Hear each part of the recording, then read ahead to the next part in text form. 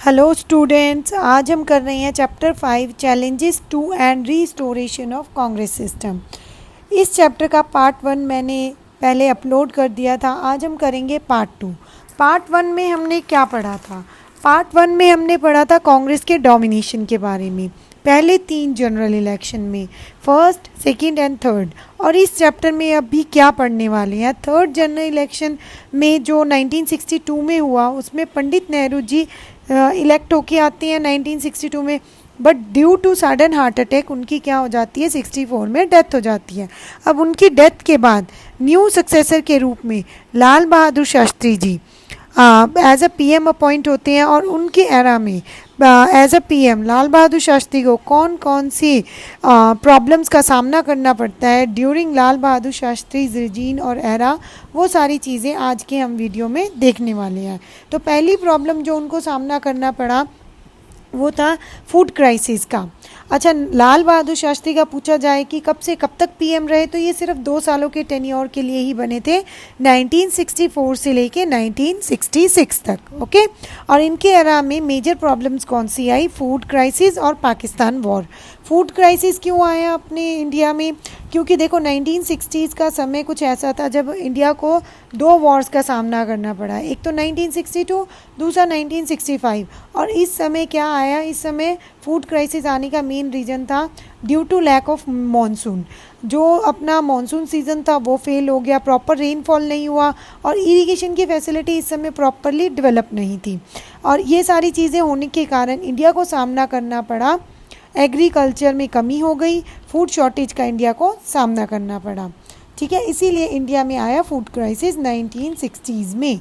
Okay, और India ने food crisis का सामना कुछ इस तरह से किया कि उससे यूएसए से फूड लेना पड़ा, और उसने फूड प्रोडक्शन को भी इंक्रीज़ किया अपनी कंट्रीज़ में, अपनी कंट्री इंडिया में, through green revolution. Green revolution 1966 में आया, और ग्रीन रेवोल्यूशन के थ्रू इंडिया में HYV सीड्स का यूज़ किया गया, जिसके थ्रू प्रोडक्शन को इंक्रीज़ किया गया। और दूसरी प्रॉब्लम क्या थी लाल बहादुर शास्त्री के एरा में? पाकिस्तान वॉर। ठीक है, 1965 में हुआ। 1962 के बाद इंडिया की प्रॉब्लम्स ख़त्म नहीं हुई थी। 1965 में इंडिया और पाकिस्तान के बीच एक और वॉर होती है। ठीक है, जो किस इशू पे होती है? इंडस वाटर डिवीज़न के इशू पे होती है।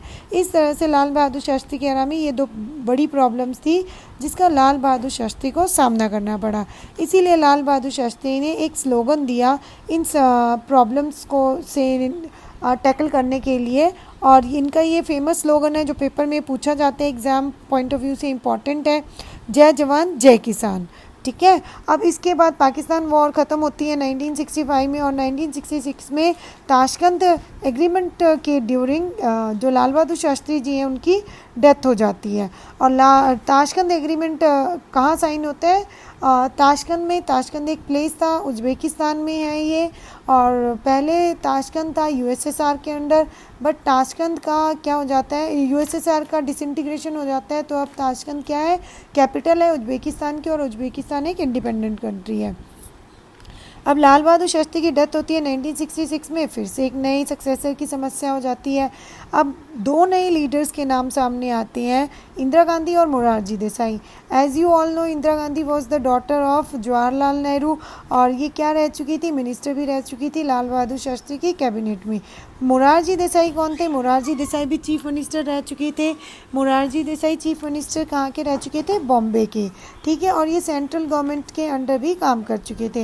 इस तरह से ये 2 लीडर्स के नाम सामने आते हैं अब नेक्स्ट पीएम बनने के लिए। देखिए 1962 में थर्ड जनरल इलेक्शन शुरू होता है, 1962 से 64 तक नेहरू जी पीएम रहे, 64 से 66 तक लाल बहादुर शास्त्री जी पीएम रहे। अब 1 ईयर का टेन्योर पेंडिंग रह गया था, जिसमें से अब या तो मोरारजी देसाई बनेंगे या इंदिरा गांधी बनेंगी। तो सीक्रेट बैलेट पेपर के थ्रू इंदिरा गांधी जी जीत जाती हैं। 1 ईयर का जो टेन्योर था इंदिरा गांधी सर्व करती हैं। नेक्स्ट वीडियो में अब पूरा हम इंदिरा गांधी का टेन्योर पढ़ेंगे, क्या रीजंस थे इंदिरा गांधी को क्यों चुना गया।